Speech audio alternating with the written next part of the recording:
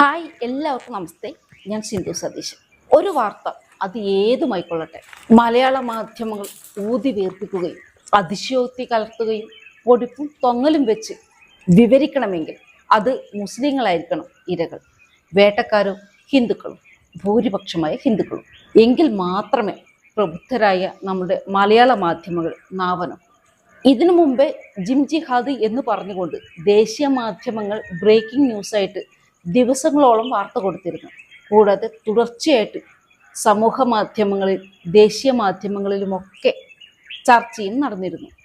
അന്ന് നമ്മുടെ പ്രബുദ്ധരുടെ മാധ്യമങ്ങൾ ഊമകളായിരുന്നു, അവർക്ക് ശബ്ദമില്ലായിരുന്നു. അതിന് ഒരു കാരണമേ ഉള്ളൂ, ജിം സെൻറ്റർ നടത്തിയിരുന്നത് മുസ്ലിങ്ങളാണ്. അവിടെ ഇരകളാക്കപ്പെട്ടത് ജിം സെൻറ്ററിൽ വരുന്ന ഹിന്ദു യുവതികളാണ്. ഇരകളാക്കപ്പെടുന്നത് ഹിന്ദു യുവതികളാണോ? എന്നാൽ പിന്നെ നമുക്ക് നിശബ്ദരായിട്ടിരിക്കാം. ഇതാണ് നമ്മുടെ മലയാള മാധ്യമങ്ങൾ. അതുപോലെ തന്നെ ദേശീയ മാധ്യമങ്ങളിൽ ഇപ്പോൾ ചൂടേറിയ വാർത്തയും ചർച്ചയും നടത്തുന്നത് മഹാരാഷ്ട്രയിലെ നാസിക്കിൽ ടാറ്റ കൺസൾട്ടൻസി സർവീസിൽ നടന്ന ബലാത്സംഗ പരമ്പരകളുടെയും നിർബന്ധിത മതപരിവർത്തനത്തിൻ്റെയും വാർത്തകളാണ്. ഈ പീഡന പരമ്പരയുടെ ഉറവിടം കണ്ടെത്താൻ വേണ്ടി 6ഓളം വനിതാ പോലീസുകാർ 40 ദിവസം IT കമ്പനിയിൽ ജോലി ചെയ്യുകയും അവിടെ നടന്ന പീഡന പരമ്പരകളുടെ തെളിവുകൾ കണ്ടെത്തുകയും ചെയ്തു. ടാറ്റ കൺസൾട്ടൻസി സർവീസിൽ നടന്ന പീഡന പരമ്പരയുടെ ഭീകരത പുറത്തേക്ക് കൊണ്ടുവന്നത് അതേ കമ്പനിയിൽ ജോലി ചെയ്യുന്ന ഒരു ജോലിക്കാരിയുടെ പരാതിയിന്മേലായിരുന്നു. ടാറ്റ കൺസൾട്ടൻസി സർവീസ് സെന്ററിൽ നടന്നുകൊണ്ടിരിക്കുന്ന കോർപ്പറേറ്റ് ജിഹാദ് ഇങ്ങനെയാണ്. TCS HR manager Sofia Khan Hindu പെൺകുട്ടികളെ മാത്രം തെരഞ്ഞു പിടിച്ച് റിക്രൂട്ട്മെന്റ് ചെയ്യും. ഇങ്ങനെ തെരഞ്ഞെടുക്കുന്ന ഓരോ യുവതികളും സാമ്പത്തികമായി വളരെ പിന്നോക്കം നിൽക്കുന്നവരായിരിക്കും. അങ്ങനെയുള്ള ഉദ്യോഗാർത്ഥികളെ റിക്രൂട്ട്മെന്റ് ചെയ്തതിനു ശേഷം ഇർഷാൻ ഷെയ്ഖ്, സാജിദ് ഷെയ്ഖ്, സമീർ ഷെയ്ഖ്, അർഷാദ് ഖാൻ എന്ന് തുടങ്ങിയ മുസ്ലിം തീവ്രവാദികളുടെ കീഴിലേക്കാണ് ജോലിക്കായിട്ട് അയക്കുക. ഇവിടെ ജോലിക്ക് കയറി കഴിഞ്ഞാൽ, അതായത് ഹിന്ദു യുവതികൾ ജോലിക്ക് കയറി കഴിഞ്ഞാൽ നിസ്കരിക്കാൻ അറിയുന്നവർക്ക് ശമ്പളം കൂട്ടിക്കൊടുക്കുമത്രേ. ഇത് TCS കമ്പനിയിലെ വാഗ്ദാനമാണ്.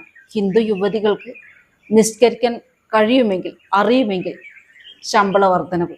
കൂടാതെ ഇതേ കമ്പനിയിൽ നിന്ന് കോർപ്പറേറ്റ് ഔട്ടിംഗ് എന്ന വ്യാജേന ഹിന്ദു പെൺകുട്ടികളെ, അതായത് ടാറ്റ കൺസൾട്ടൻസി സർവീസിൽ ജോലി ചെയ്യുന്ന ഹിന്ദു പെൺകുട്ടികളെ റിസോർട്ടിലേക്ക് എത്തിക്കുകയും അവിടെ വെച്ച് യുവതികളെ ബലാത്സംഗം ചെയ്യുകയും അത് വീഡിയോ ആയിട്ട് ചിത്രീകരിക്കുകയും പിന്നീട് മതപരിവർത്തനത്തിന് വിധേയരാകാൻ വേണ്ടി നിർബന്ധിക്കുകയും ചെയ്യും.